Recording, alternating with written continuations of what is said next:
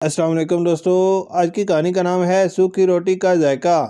رمضان کا مہینہ تھا۔ لاہور شہر کی ایک چھوٹی سی گلی محلہ ٹبی والا، جہاں مکانات اتنے قریب تھے کہ ایک کی چھت سے دوسرے کے آنگن میں چھلانگ لگا سکتے تھے۔ راشد مزدور تھا۔ صبح سویرے منڈی میں بوریاں اٹھاتا، دن بھر پسینہ بہاتا۔ مزدوری تھی کوئی خاصا نہیں، مگر اس کے گھر میں 4 جانیں تھیں، بیوی اور 3 ننھی بچیاں۔ رمضان کی پہلی تاریخ تھی۔ راشد نے سوچا بچیوں کے لیے کچھ پکوڑے لے جائے گا، مگر جب شام کو مزدوری ملنے کا وقت آیا تو ٹھیکیدار نے کہا کل آ جا، آج پیسے نہیں ہیں۔ راشد نے بڑی محنت کی، مگر ٹھیکیدار نے 1 روپیہ نہ دیا۔ وہ خالی ہاتھ گھر لوٹا۔ افطار کا وقت قریب تھا، گھر میں صرف پانی تھا اور کل کی 2 سوکھی روٹیاں۔ بیوی نے روٹیاں توڑ کر پیالی میں رکھ دیں۔ بچیوں نے پوچھا امی آج کچھ اور نہیں؟ ماں نے پیار سے ان کے سر پر ہاتھ پھیرا۔ بچوں، روزہ افطار کرنے سے پہلے کھجور سے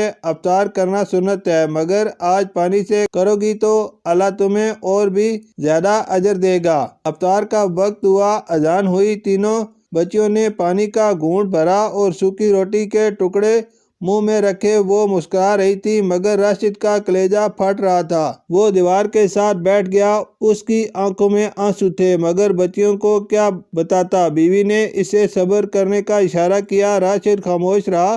رات کو جب بچیاں سو گئیں تو وہ بیوی سے بولا میں نے انہیں روزہ رکھنے سے کیوں منع نہ کیا، وہ تو بچیاں ہیں۔ بیوی نے جواب دیا انہوں نے خود کہا تھا ابا جی روزہ رکھنا چاہتی ہوں، آپ کی طرح تیسری رمضان تھی۔ راشد کی مزدوری مل گئی۔ اس نے سوچا آج بازار سے کچھ اچھا لے جائے گا، مگر اسی دن دوپہر کو گھر سے خبر آئی بڑی بچی تیمی کو بخار تھا۔ وہ جلدی گھر پہنچا۔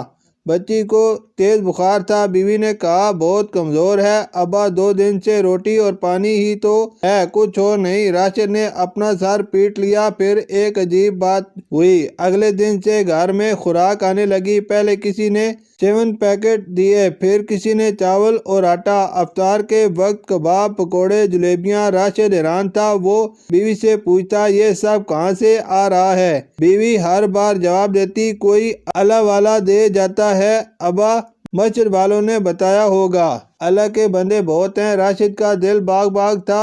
اس نے سوچا شاید مسجد کے امام صاحب نے کسی امیر آدمی کو بتا دیا، یا پھر کوئی مخیر شخص ان کی مدد کر رہا ہے۔ مگر چاند رات تھی، عید سے 1 دن پہلے۔ راشد جلدی گھر آیا تو دیکھا باورچی خانے میں عجیب سی بو تھی، دال میں کچھ کالا سا تھا۔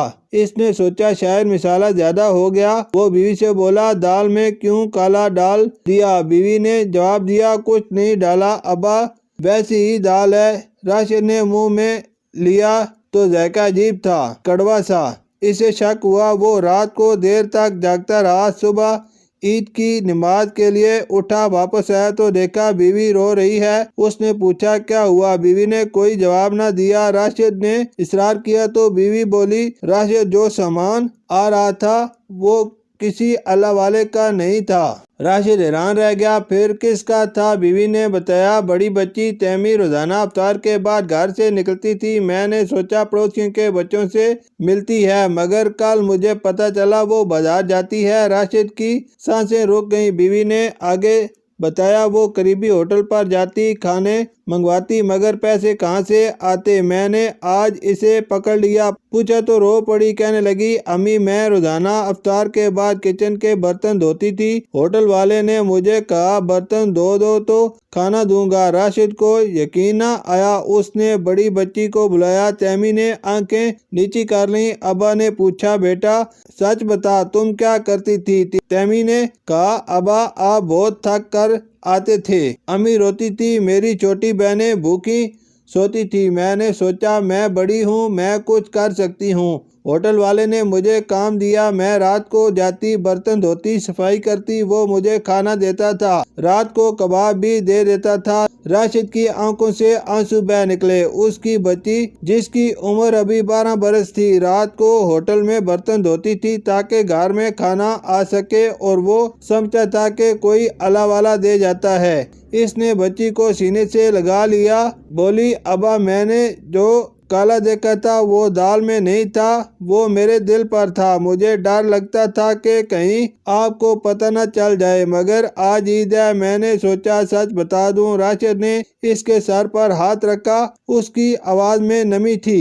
بیٹا، آج کے بعد تم کام نہیں کرو گی، میں کروں گا، تم صرف پڑھو گی۔ تیمی مسکرائی بولی، ابا مجھے کوئی دکھ نہیں، میری چھوٹی بہنیں ہنسی، یہی میری عید ہے۔ خلاصہ یہ کہ بھوک کبھی انسان کو وہ راستے دکھا دیتی ہے جس کا اس نے سوچا بھی نہ ہو، لیکن اولاد کی قربانی سے بڑھ کر کوئی عید نہیں ہوتی۔